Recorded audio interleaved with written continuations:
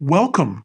Today we'll prove that for the function y equals e to the x times cosine x, its fourth derivative plus 4, y equals 0. Let's solve this step by step. We'll start by finding the first derivative using the product rule. Remember, when differentiating a product, we differentiate the first term and multiply by the second.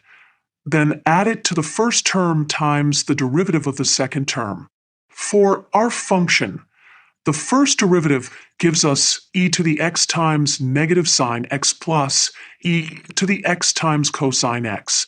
Now for the second derivative, we differentiate each term again using the product rule.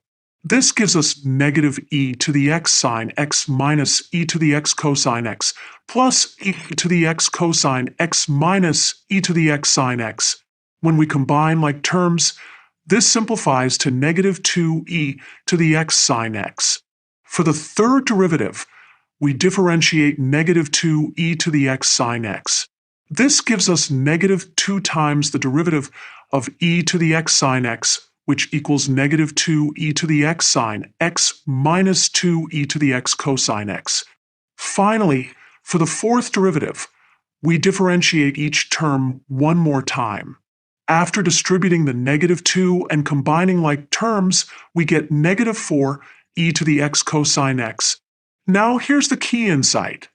Looking back at our original function, y equals e to the x times cosine x, we can see that negative 4e to the x cosine x is equal to negative 4y.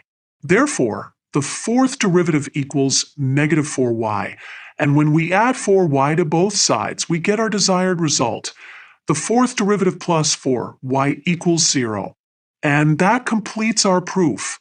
We've shown through repeated differentiation that the fourth derivative of y equals e to the x cosine x plus 4 times y equals 0.